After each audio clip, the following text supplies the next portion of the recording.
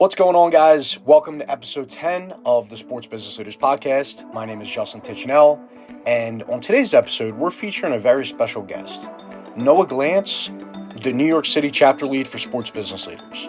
Noah graduated from a Division III football program up in New England called Trinity College, and over the past few years, he's been working in executive recruiting.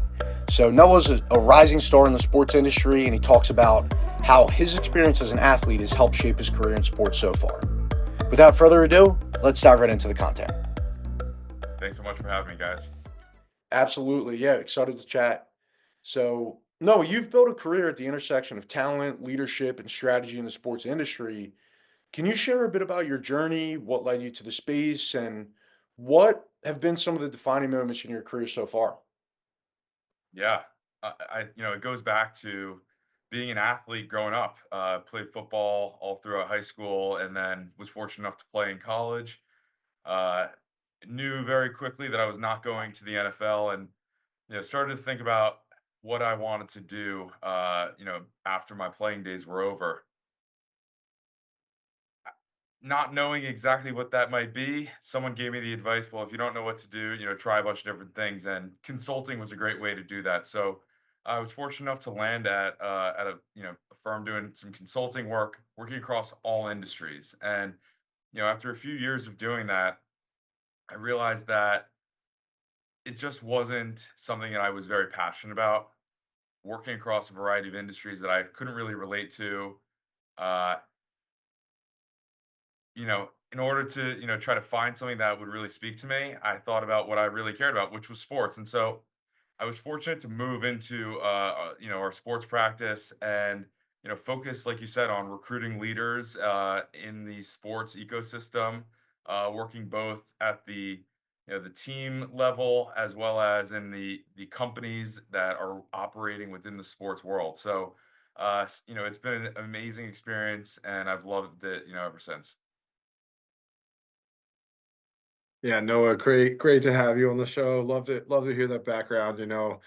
We met a couple months ago in the fall, where I guess you saw the buzz of what's going on down here in Philly with the SBL events, and I never forget the first messages. We were like, "What the heck is going on?" Like, should I come down there to Philly? And we're like, well, there's so many people who come up from the New York market and beyond. People fly in from all over the place. It's like maybe we should just start doing events in New York City. And really excited that you're going to be hosting the first activation event up there in Manhattan in March, right in the I guess west side of Times Square. So, right before we hit the record button on the podcast. You were talking about how careers are all about meeting people in person and getting to know each other and understanding people's strengths and weaknesses. And now what you do in your career is you place them in either whether they be middle tier all the way up to some super powerful executive level and head coaching type roles in sports. So I don't know if you want to talk about your networking prowess and meeting people and then being able to place them properly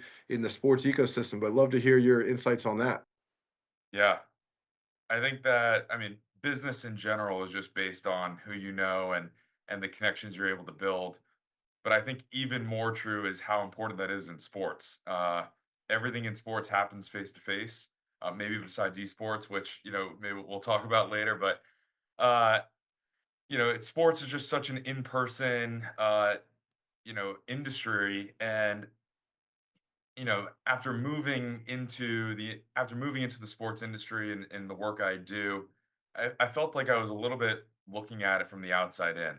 And in order to really break in, I needed to meet a lot of people who had been in there and working in the industry for a long time. While I was an athlete, I didn't work in sports beforehand. I didn't come from the NFL. I didn't come from the NBA or a company that was in that world. So, I felt like a bit of an outsider.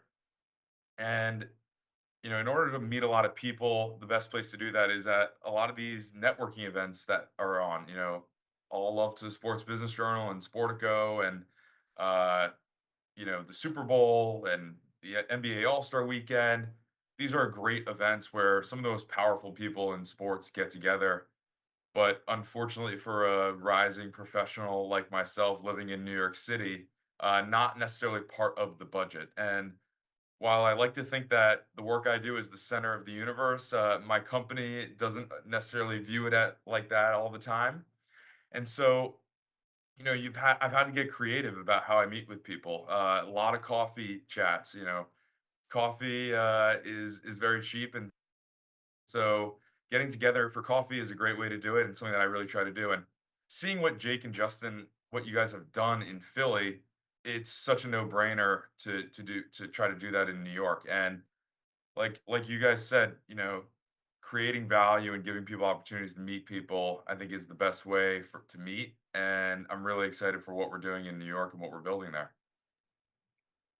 Yeah, absolutely. No, I think you definitely hit the nail on the head. And just Jake and I, obviously both of our backgrounds, I built a community for football coaches. Jake has been doing a lot with YouTube over the years and his engineering community. So all of that is very important for sports, especially just like you mentioned. Now, over the past couple of years, especially, we're seeing major shifts in sports business. Private equity is kind of changing the economics of like team ownership.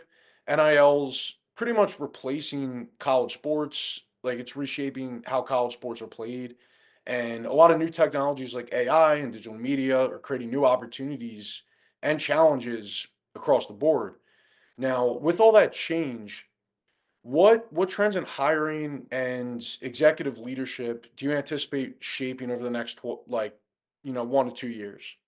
Yeah, there has been so much change, and I think a lot of people are a little bit tired of it. But with all that change comes a lot of opportunity to reshape the future. And the first thing I would say is, to the leaders who think you can wait out change, you can't just sit and wait for it to end. And you got to keep moving forward and, iterating and doing some trial and error. And it's not always going to be perfect, but you got to keep moving forward. And the most successful leaders are the ones who are able to do that.